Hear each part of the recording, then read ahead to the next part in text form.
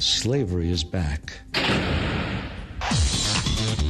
Welcome to a place where private business profit from a captive labour force, yet pennies are spent on medical services to a population in which the Indigenous, the poor and the mentally ill are overrepresented. Where isolation, humiliation and degradation are facts of life. Welcome to prison. It depends who's telling the story, I suppose. The prisoners would have one view, the people who work in the prison system would have another, and I think it's up to people to decide where the truth is. Give government propaganda and the media spin doctors the flick.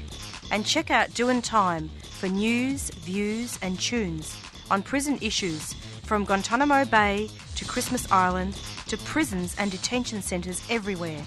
Every Monday at 4 p.m. on your community radio 3CR. We are still fired up and we're still talking about revolution. Hello and welcome to the Doin' Time show. This is 3CR Community Radio, 855 AM on the dial, streaming live on www.3cr.org.au. This is Marissa and I'll be taking you through until 5 o'clock this evening. And a warning that there may be audio images of Aboriginal and Torres Strait Islander peoples that have died. Today's broadcast is a special commemoration for TJ Hickey, and the 14th of February 2023 marks the anniversary of the death in custody of TJ Hickey in Redfern. In 2004, the teenager died as a direct result of the actions of the Redfern police. And on the 14th of February, I believe it was about 18 years ago, TJ was impaled on a fence near Redfern after being thrown from his bicycle. His family and their supporters have always maintained that TJ's death was a result of a police pursuit. It was no freak accident. As Ray Jackson, Indigenous warrior and supporter of the Hickey family, who has since passed on, constantly maintained during 3CR interviews, Redfern police continue to refuse to allow the installation of the commemorative plaque to be installed at the fence line where TJ was impaled as a result of his bicycle being rammed by a police vehicle. The police want to see this as an accident. That will never happen. And I also want to inform listeners that it's subscriber drive. So it's all about making your subscription to all shows at 3CR and to 3CR in general. The Doin' Time show is a unique show in that it provides a safe environment for Aboriginal elders and also organisations, marginalised communities to come onto the show. And I'll be speaking about subscription throughout this show.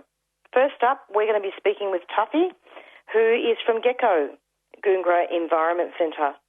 And we'll be speaking with her about a very, very important event that's coming up in March, and it's entitled The Right to Organise for Climate and the Environment. And it's come about because there have been anti-protest laws. And indeed, across Australia, new anti-protest laws are being passed in order to silence dissent on rapid action for climate and the environment. In Victoria, peaceful forest protectors are facing up to 12 months of jail time come May 2023. So we're going to be speaking with Tuffy shortly about that, and she'll be giving us all the details of where to go, how to get there. It's on the 7th of March, I believe, and we'll be speaking with her. And then after that, we're going to be speaking with Cheryl, who's representing ISJA Melbourne, and she's going to be giving us a solidarity message for TJ. Which this show is dedicated to him in his honour, and I'm going to ask her some questions about the plaque because I don't know if that's been installed yet in Redfern. And then after that, we're going to be speaking with Scott Cosgriff from the Human Rights Law Centre. He's a senior lawyer there. He's going to be speaking about some new announcements in regards to asylum seekers and what's happened with a new pathway for visas to come through, and getting rid of some of the boat policy, but not all, hasn't gone far enough in my opinion. Anyway, we're going to be speaking with Tuffy shortly. 3CR is radical radio, and that means more than just alternative current affairs and political coverage. We're radical because we're an independent media outlet, owned and operated by the community. We're radical because we give communities the control of their own shows, with their own music, in their own languages. We're radical because we provide a media platform for communities to build their own power to create social change. Become a subscriber and support Radical Radio. Call us on 03 9419 8377 or subscribe online at 3cr.org.au/subscribe.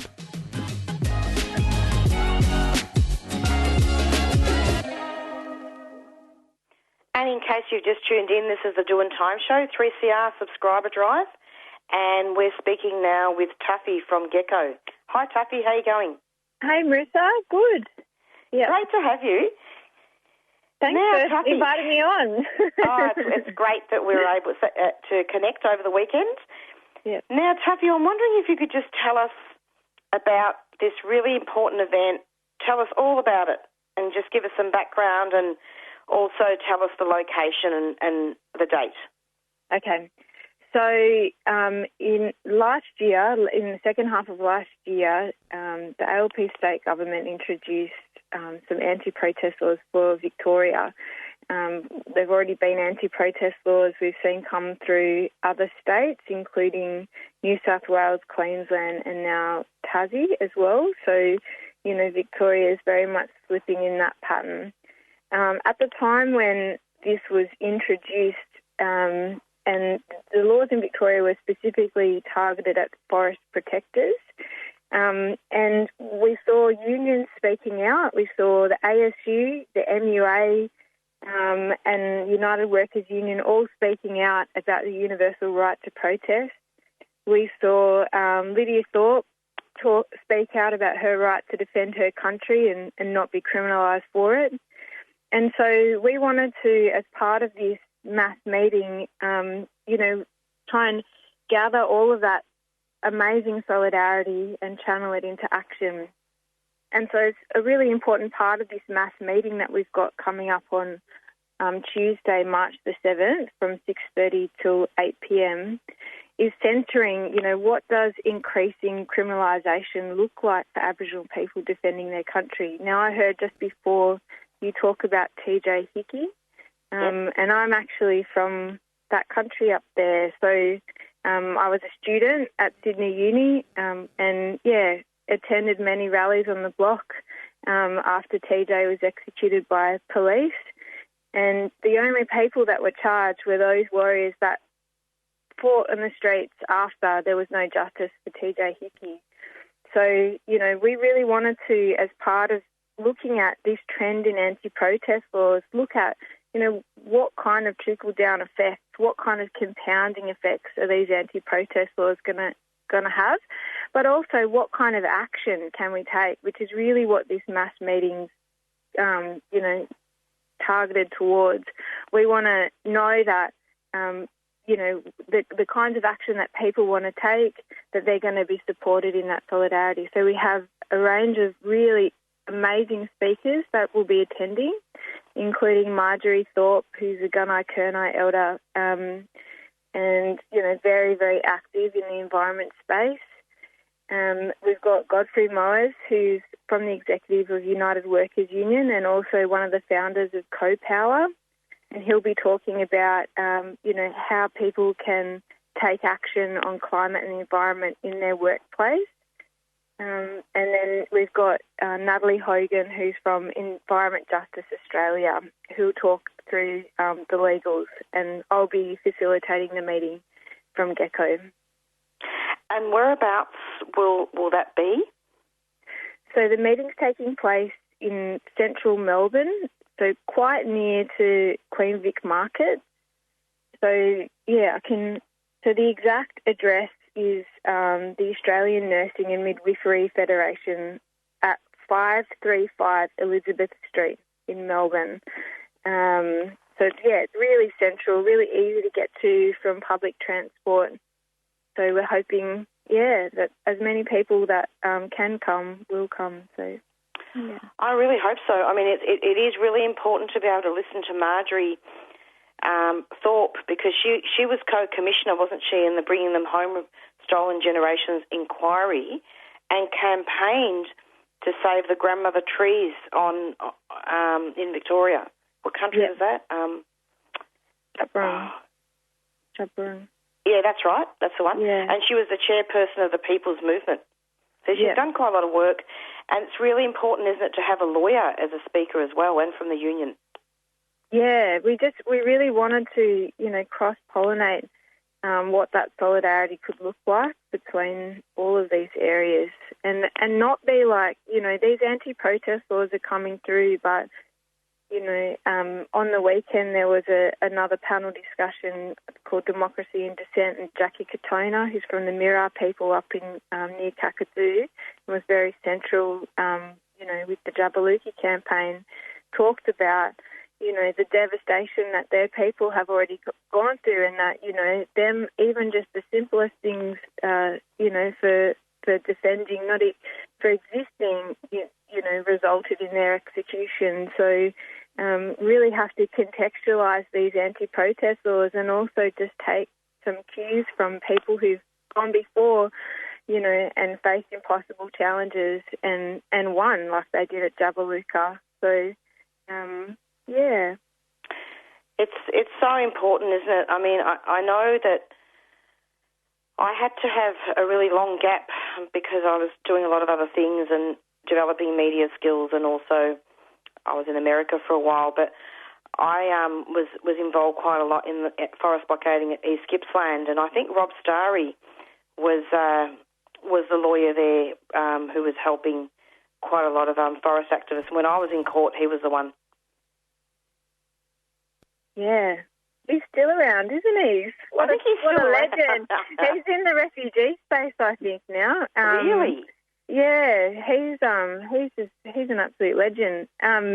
Gecko was founded more or less through that particular blockade.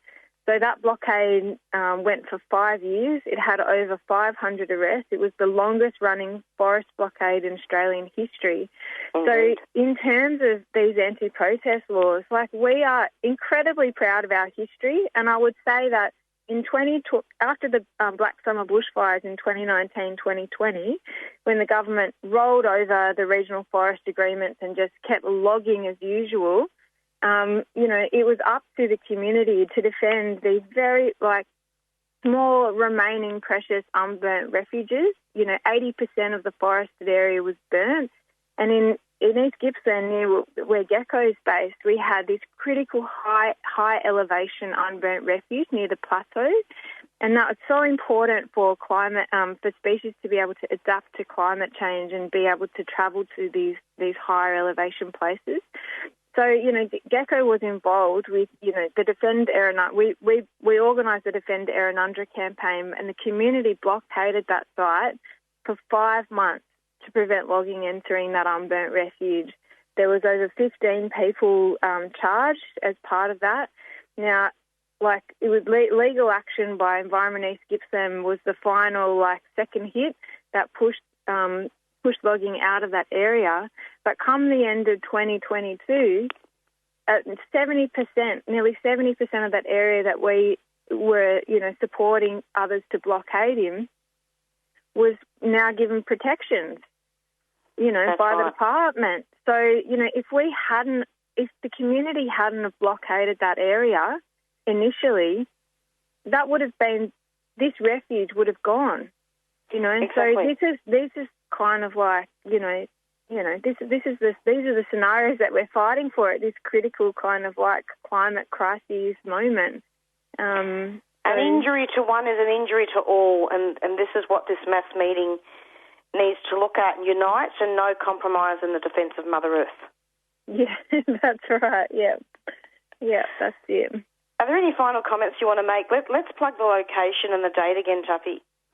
Okay, so we've got a mass meeting on the right to organise the climate and the environment with speakers from Godfrey Mowers from United Workers Union, Marjorie Thorpe, Gunai Kurnai Elder, long-term campaigner, and Natalie Hogan from lawyer from Environment Justice Australia. It's happening 6:30 to 8 p.m. at 535 Elizabeth Street, Melbourne. If people can RSVP beforehand, they can head over to Gecko socials or our website to be able to RSVP. And that way, because we have a limited number of spaces in there, but we want to make sure that everyone can participate. So the event is also fully wheelchair accessible and Auslan interpreted. And a shout out to our brothers and sisters inside, and I'm hoping that we're not going to be having more of our brothers and sisters inside as a result of these anti-protest laws, which is why one of the reasons why I did the interview with you today. Yeah. There is a connection there. Yeah, absolutely. Tuffy, thanks so much. Anything else you want to say before we go? So for anyone that's unable to attend in person, particularly our regional supporters, or if anyone inside wants to tune in, just to send us an email and we can send them a video link. Wonderful. Yeah. Keep up the good work, Tuffy. Thanks a lot. Okay. Thanks so much. See you later. Take care. Join us for the upcoming public forum, Sovereignty, Treaty and First Nations Justice, hosted by Green Left on Monday, February 20th at 6:30pm at the Drill Hall on 506 Elizabeth Street. With the upcoming referendum on Voice to Parliament, discussion about the best ways to fight for treaty, sovereignty and First Nations justice have been growing. The massive Invasion Day protests of tens of thousands of people across the country is another sign of the growing movement for First Nations justice. And I saw it on the television. Hear from two long-standing First Nations activists, Uncle Gary Murray and Lydia Thorpe, about their views on how to advance treaty, sovereignty and justice for First Nations people, and their views on the current discussion about Voice to Parliament. 6:30pm Monday, February 20th at the Drill Hall on 506 Elizabeth Street. Green Left is a 3CR supporter.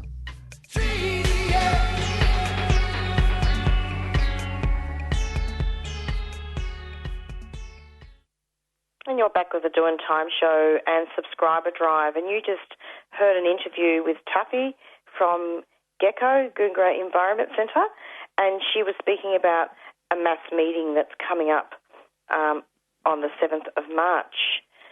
And coming up now, we're going to be hearing from Cheryl from ISJA and Indigenous Social Justice Association Melbourne.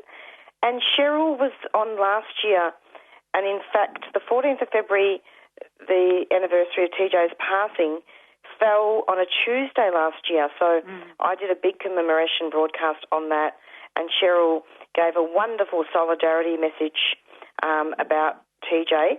And here we are again, the lead up for tomorrow's rally.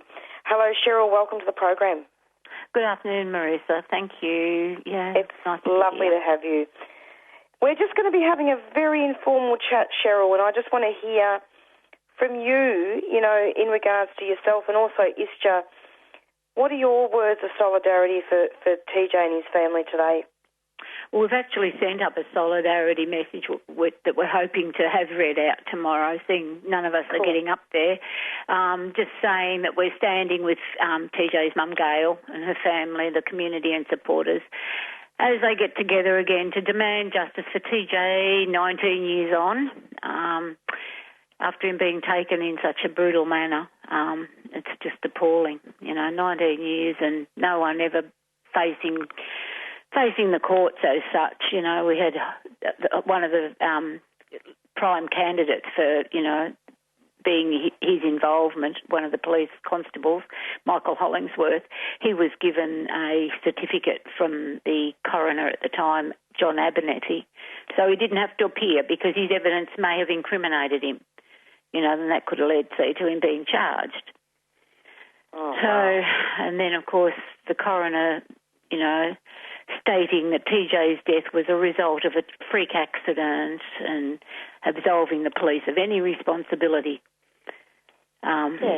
Just the whole circumstances, the cops were supposed to have sat down the four in the two that came out of the two vans, two drivers, two passengers out of those police vehicles, Redfern 16 and 17. Though it's alleged that they sat down together and wrote their statements post-TJ.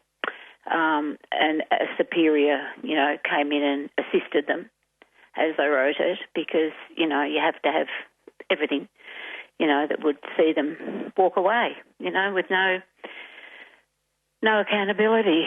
None at all, Cheryl. I mean, a large proportion of the inquest centred on whether police were pursuing Hickey or TJ Hickey or following him. Yeah. Well, that's what the coroner said. He sort of stated that they were following him, and that's different. I think that's how he put it, that's different from pursuing. But there was a whole lot of stuff that led up to TJ. He was frightened when he was staying with his Auntie Bowie. He was living there at the time, leading up to the accident. And his little girlfriend, she was knocked off her bike the week before.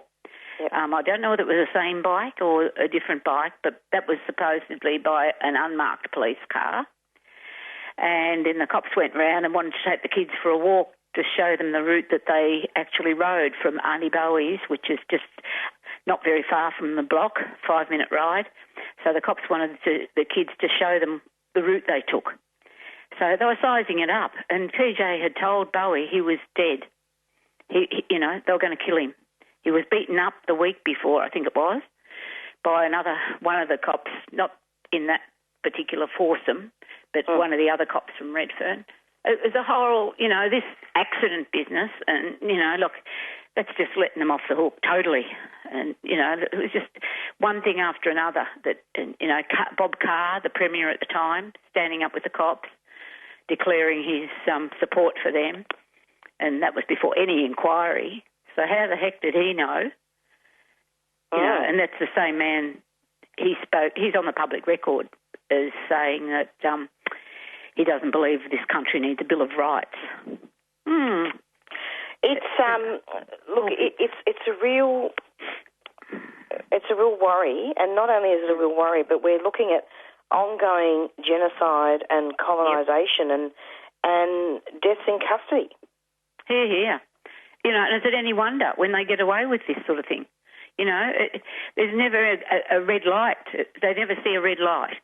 It's always green light. Go ahead, business as usual. And, something else, I was looking over stuff yesterday, and that same coroner, he actually praised Hollingworth, the cop that, he was the cop that dragged him off the fence.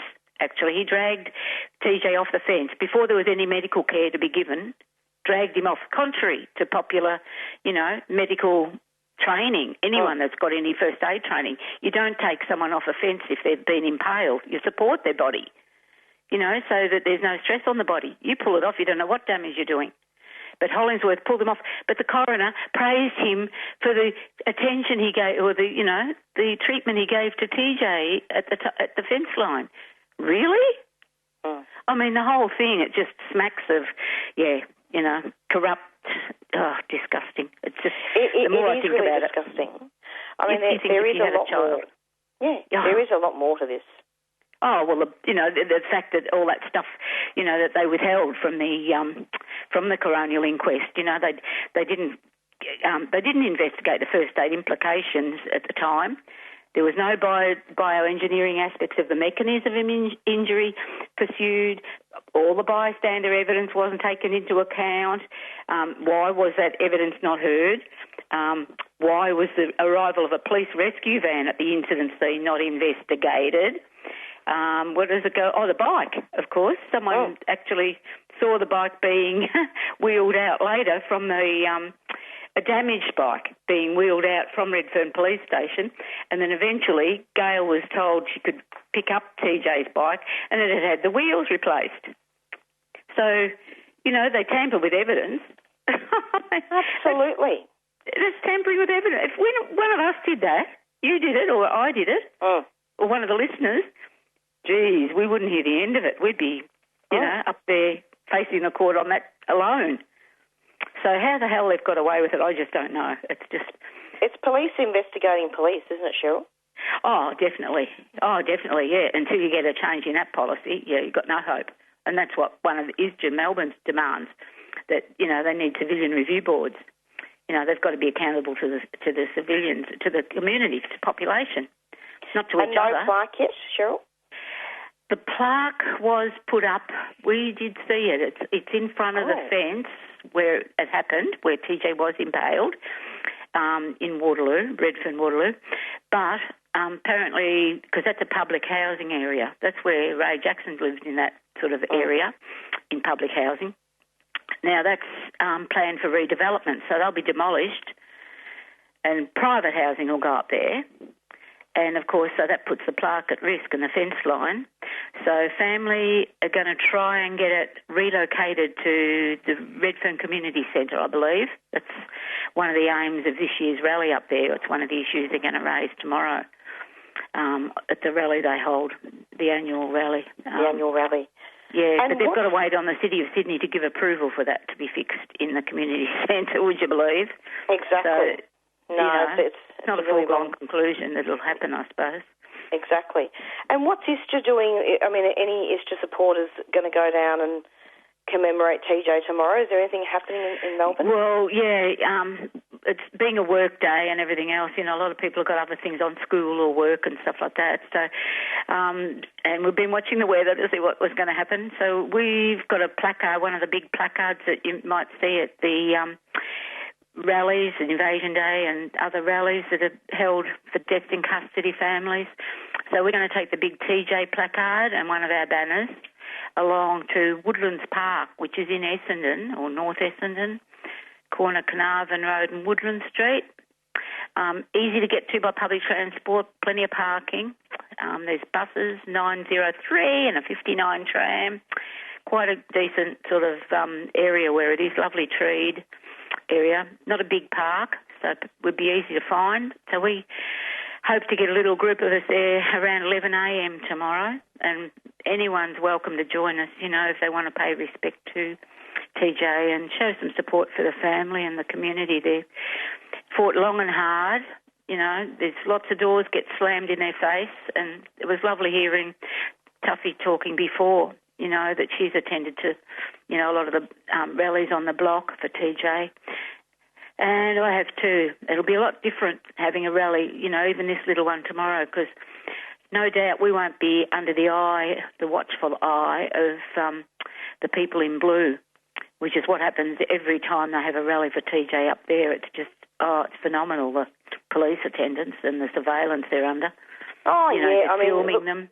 TJ family members have also been harassed on an ongoing basis over the years as well. Oh, yeah, cops lying in the grass and going to the door when the kids are home. Gales popped out, you know, even as the kids got older, you know, the cops would be watching and go to the door knowing the mum wasn't there, you know, just trying to put the wind up them, I suppose. You know, if you've got the audacity to try and get justice for your family. Absolutely. You're under their eye. And I mean, yeah, this would be all, I mean, most. There's some families that are probably strong enough to withstand it and continue the struggle. But, yeah, I mean, how they do that? You know, they're grieving. The families, but they're not allowed to grieve, not in peace. You know, it's really, I mean, when you think about it, it's genocide. And the child removal's genocide, this whole, the incarceration system, the way they drag people off the street for, you know, petty things often. Petty, they call them crimes, but what crimes? You might, you know, pick up a bit of food or something like that to eat, stay alive, and you're chucked in a prison. You're chucked in a prison. And then, you know, look at Dondale. Yes. What's happening to those poor kids? You know? It is, and that is something that we could go on all night. Oh, couldn't we? Cheryl, thank you so much for coming onto the program. I'm going to be speaking with the Human Rights Law Centre next with Scott Cosgriff, talking about the new pathway for asylum seekers. It's all connected. It's lovely to have you, and it's just really, really wonderful that you could come onto the show and talk about TJ and commemorating. Thanks for the opportunity, and thanks for doing the tribute. The other thing is just watch out, because those bail laws in Victoria, I won't go on about them today, but, you know, the Victorian Aboriginal Legal Service, Melbourne will take the guidance from them, what they want to do, but we've got some letters happening at the moment, because those bail laws, it's no use, as the Attorney General said, what they may tinker with them or tweak them, I think it was the word, and Daniel won't commit to anything major, but they've got to be majorly overhauled after what happened to Veronica. Yes, Veronica Nelson Walker, and how many other people are, you know, impacted by those you've got to prove that you're innocent, really, and that you've got a place of accommodation and all this to get bail. They've got to, those knee-jerk changes that they made after Burke Street, the incident, just ill thought through. The impact was never thought of at all. Who'd be most impacted, and we know now who is. First Absolutely. Nations people. Thank you so much, Cheryl. It was lovely to have you. Thanks, Marissa, and thanks a lot for the opportunity and for doing the tribute. Thanks a lot. Spread the news about Subscriber Drive as well. If you can. Keep awesome. 3CR on air, people. What would we do without it? Oh, I hate to think. I know. It's invaluable. Okay. Thanks a lot. Take care. Bye. 3CR.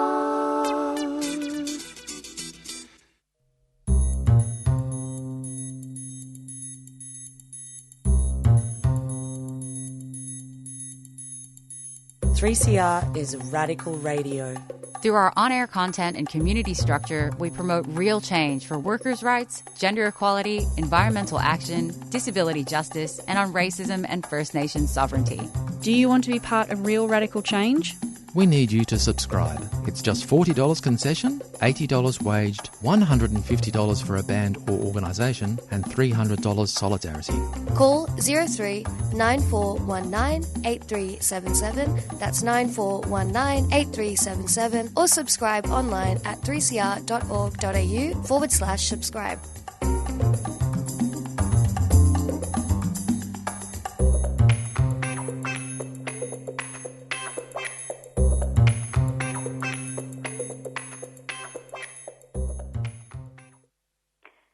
And this is the Doing Time Show, 3CR Community Radio, and it's Subscriber Drive.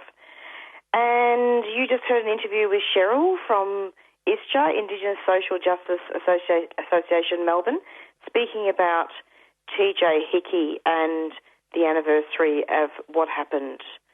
Aboriginal teenager who was impaled on a fence. A lot of police incompetencies going on there. And next up on the show, we're going to be speaking with Scott Cosgriff, who is the senior lawyer at the Human Rights Law Centre. And we're going to be speaking to Scott about some new announcements by the Albanese government today in regards to refugees and asylum seekers and visas. And I'm quite excited to talk to him about that. And, of course, we'll talk to him about the background, because there was a previous announcement that the government would provide a pathway to permanent residency for people on temporary protection visas, offering hope at least to thousands of people who have built lives in Australia. Hello, Scott. Welcome to the program. It's a pleasure to be with you. Lovely to have you. Could you just talk to us about what's been happening with the new announcement? Well, it's a very significant announcement today for a lot of people. The Albanese government has announced that it's going to uphold one of its election commitments, which was to allow people who are living in Australia on temporary protection visas to apply to become permanent residents. This is an issue that really goes back a decade or more. We're talking about people who have been living in Australia since 2012 or since 2013. After the change of election in 2013, there was a toxic political battle that resulted in those people being given only temporary status in Australia. And what that has meant is that they can't sponsor their families, they can't have the same rights as other their neighbours and their colleagues, and that they're really required to live in limbo in Australia indefinitely. The announcement today is that is going to end, and it's a significant change, not least of all because of how many people are affected. There are 19,000 people whose lives will change as a result of this announcement. However, it's a tricky one because the change, we need to acknowledge that the change is really significant for the people who it affects. It's life-changing, but at the same time, today's announcement leaves a very large number of people behind, and there's really no reason why that should be the case.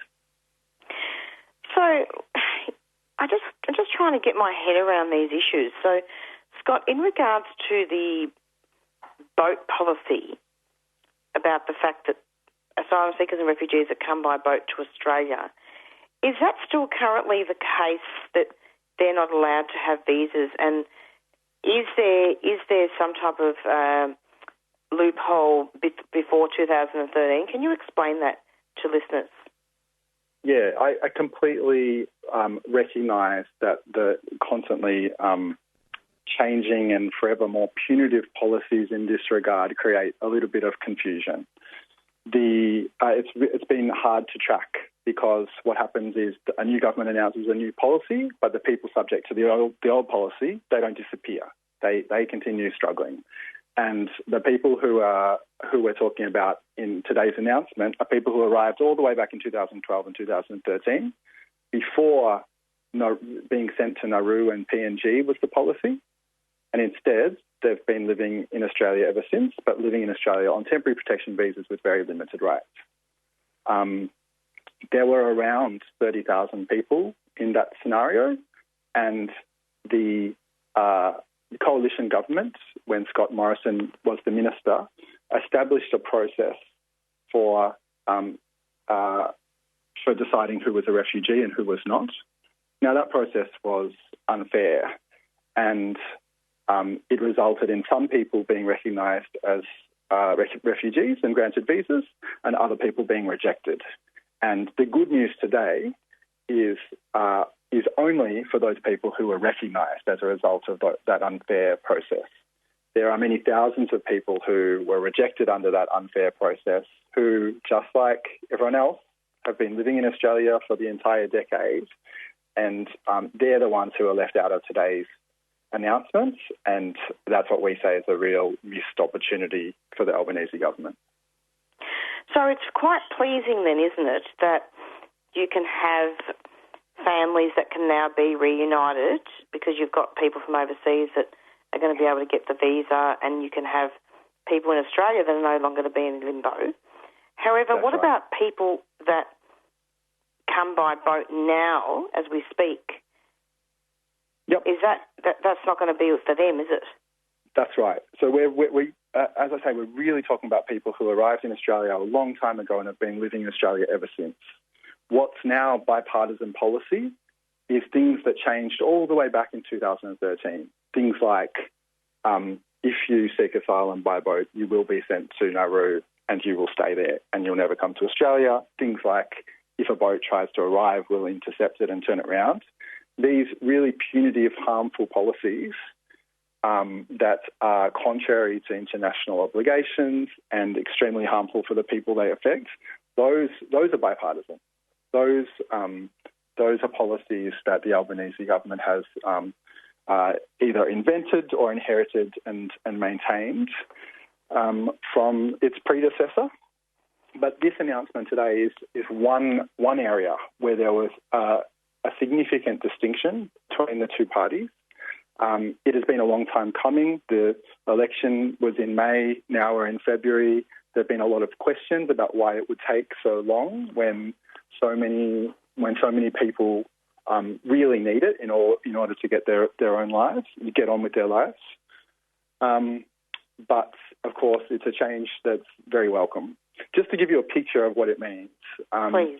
Yeah. Family reunion is one thing that this means for people who now get to become permanent residents. Now, when you say family reunion, you can imagine all types of ways you could reunite with all types of family members. But what we're really talking about is people who arrived without their partners and kids, and who have then been forced to spend the last 10 years living in Australia without the ability to sponsor their partners and kids. People to whom the government has said, we recognise you're a refugee, you can stay in Australia, but don't get too comfortable, and you're not going to be with your family. And that has, across thousands of people and thousands of families, inflicted very serious harm on people, and quite deliberately. We're working with one man who has not been able to hold his child. We're working with other families who've basically been communicating to their kids on on screens for a decade. And that policy has affected those families in ways that will never be able to be undone. But nonetheless, what a relief to finally be at the end of that. The government now says that if you hold a temporary protection visa or a safe haven enterprise visa, these visas that were invented by the previous government, you can now apply for a permanent one. That process is also something we think should happen quickly. We will be watching the implementation of the new policy, but the change announced today is a very significant one for many people. It is extremely significant, and it is very positive, very, very positive indeed for many, many people. But quite disturbingly and disgustingly, this morning I was channel surfing on the television and also listening to the radio, and some of the media commentary was grotesque, because what it was doing basically was, yes, it is good, and I'm not disputing that, Scott. However, the commentary was saying, oh, yes, but, you know, are more boats going to be coming in? That is an absolute, it's a violation of media, isn't it, of some of the commentary on media, of human rights, to say such things when there's been such a positive announcement, and yet all the media would comment on was, oh, but what if more boats come in? What's with that? It's symbolic of the toxic politics on this issue, isn't it? The absolute fixation on boats with no logical limit. If there's any inkling of a boat, then the punishment must continue. The punitive policy must continue. It must continue to their kids. It must continue to their kids. We really need to put an end to this way of thinking about these problems. For as long as humans have lived, they've needed to seek safety. They've needed to get to places where they're safer whenever they're in danger. And for more than a decade now, Australia's turned its back on having any constructive role to play in an international system to address that. And it's largely because of this toxic media narrative that you're describing. We hope very much that this is one step towards moving away from that and recognising the reality that people need to get on with their lives. And it's wonderful to see that as a result of this announcement, 19,000 people in Australia get that opportunity, as well as their family members overseas. Yeah. Now, the people who are left behind are the ones who got rejected in that unfair fast-track process that I mentioned, and they're also the people who got sent to Nauru and Manus Island. Now, there are around 1,000 people who have been brought back from Nauru and Manus Island over the years and who are living in Australia, just like the other people I've described. But because they were once sent to Nauru or Manus Island, the government is firm in its position that they won't be getting the benefit of this and they can never stay. And on top of that, there are more than 100 people still stuck in PNG and in Nauru. Now, until we see the end to the punitive treatment of those people as well, then the work will not be over. Scott, thank you so much for coming onto the program. Are there any final comments that you wanted to make before we finish? Look, I think it's important to recognise this as a significant change today. It is a profound thing in the lives of thousands of people who have sought asylum in Australia and are going to have a better future as a result of this. I think we need to acknowledge that. But we need to do that at the same time as recognising that this doesn't go as far as it needed to. There are people who left behind and for whom nothing changes today, and we'll have to keep working to make sure that those people too can get on with their lives in safety. It is a wonderful announcement in many ways. Scott, thanks so much. And, a pleasure talking with you. Yeah, it's great talking with you too. And keep up the ongoing work with the Human Rights Law Centre. Can you just quickly give us the website for that? For lots of petitions and reports there. Yeah, Human Rights Law Centre is hrlc.org.au. Thank you very much. Take care. Thanks for having me. Thanks. Hi, we're from Fitzroy Primary School and you're listening to Community Radio on 3CR. Solidarity Salon, home of Radical Women and Freedom Socialist Party, has moved to Reservoir. We are a socialist, feminist bookshop and organising centre eager to collaborate with a diversity of optimistic rebels. All gender identities welcome. We're at 113 Spring Street Reservoir, near Regent Station. Drop in or get contact details at socialism.com. Solidarity Salon is a proud 3CR supporter.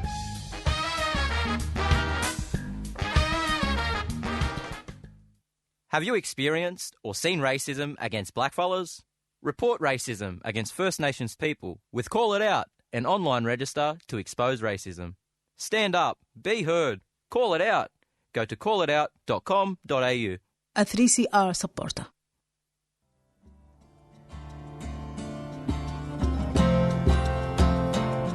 Live it up at this year's National Sustainable Living Festival, showcasing solutions to the ecological challenges of our times.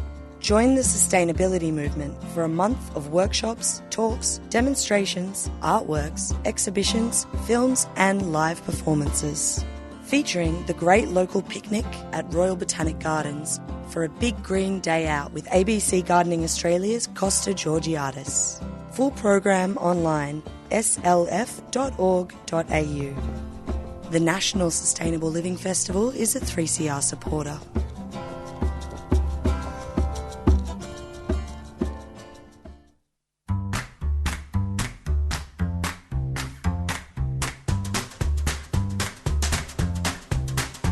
CR needs members to survive. By becoming a subscriber, you're helping us to remain fiercely independent and free of commercials and corporate influence. Are you a paid-up subscriber? It's just $40 concession, $80 waged, $150 for a band or organisation, and $300 solidarity. Great value for 24/7 community-owned and community-controlled media. Please become a subscriber member today. Call the station on 03 9419 8377 or sign up online at 3cr.org.au/subscribe.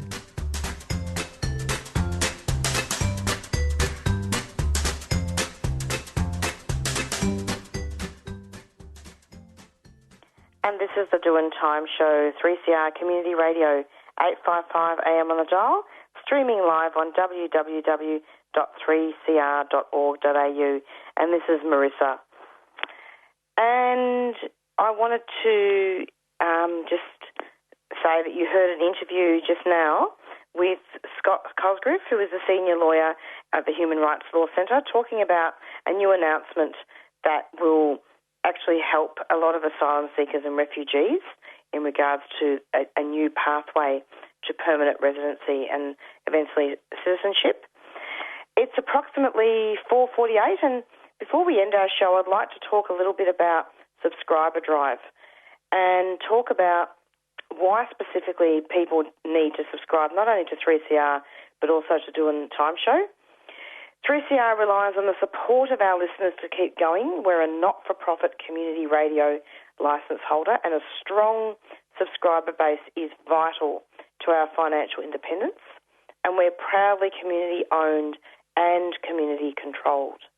3CR provides independent, community-owned media, free of commercial influence and government bias, and it's radio in your language, giving voice to your community. Independent, community-owned media is rare and precious and can only exist with our community's support. 3CR is one of a kind, and we've got 400 volunteers and cover an incredible array of programming content. From special broadcast events on Invasion Day or Trans Day of Visibility to any of our 120 weekly shows, 3CR has got your radical radio listening covered over the years, and in the words of Warrior... I was just starting to read about TJ Hickey, but I'll talk about that in a minute. So, I was just having a look at some notes in regards to subscription, and I just wanted to read all that out. I was really going to read in the words of warrior Ray Jackson, but I already read about him earlier on. We'll be doing a memorial show for Ray Jackson in April, and he was very much, which brings me to the subject of TJ Hickey now, he was very much one of the main campaigners in regards to TJ Hickey, and it really is terrible that, you know, we've still got this whole inquest unresolved and TJ's death unresolved, no closure, police investigating police, despite the fact that Gail Hickey went to the UN. This whole thing is simply a sham. And it's fantastic that, you know, that there is a rally every week. Every year. And there are rallies every week anyway in regards to deaths in custody that goes on an ongoing basis. And why people need to subscribe to the Doing Time show specifically, basically in regards to the fact that, as I said at the beginning of the show, we provide a safe environment for marginalised communities to come onto our show and talk about human rights, prisoner rights and Indigenous rights as well. And we talk about a range of issues, including police brutality, looking at increased police powers. We covered we all cover inquests in regards to Aboriginal deaths in custody and all deaths in custody. And we look quite a lot at asylum seekers and refugees and do a lot of support in that regard. So, yeah, subscribe to 3CR. The drive actually finishes on the 19th of February, and you can subscribe online by going onto the 3CR website, www.3cr.org.au, or if people are not into online subscription, you can call the station on 9419 8377 and subscribe to 3CR.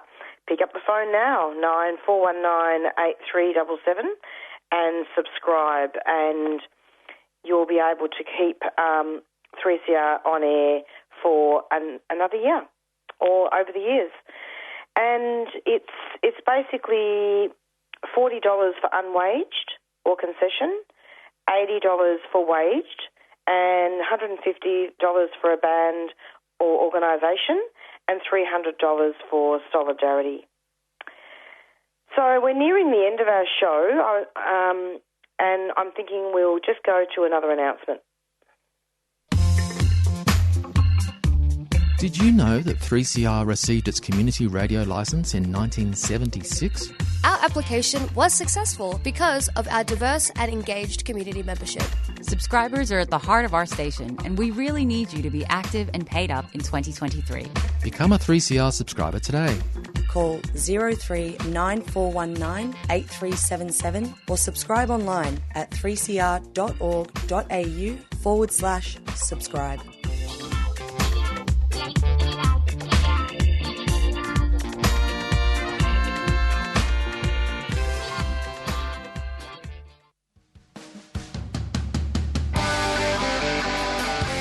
Did you know that women make up just 2% of tradies? AMWU Victoria wants to change that, but we need your help.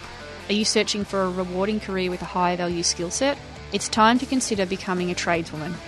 For more information, come to the Hume Women in STEM and Construction Careers and Jobs Expo on Wednesday the 1st of March to kickstart your career. Register at Eventbrite or visit amwu.org.au/events_WIT. The Australian Manufacturing Workers Union Victoria is a 3CR supporter.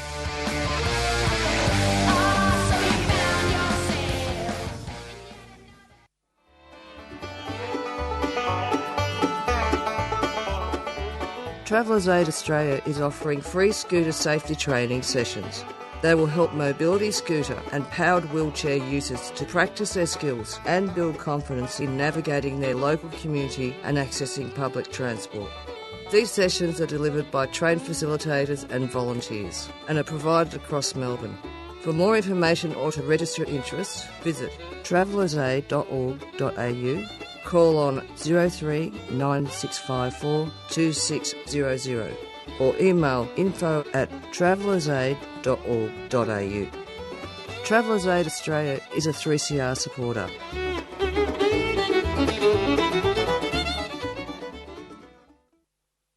and you're back with the Doing Time show. And thank you so much to everybody that was interviewed on the show today. We're going to be going out with our theme song, Black Fella, White Fella, by the Rumpy Band. And it's goodbye from Marissa. And see you next week. Stay tuned every Monday from 4 to 5 for the Doing Time show. And subscribe. Thank you. Take care. Bye.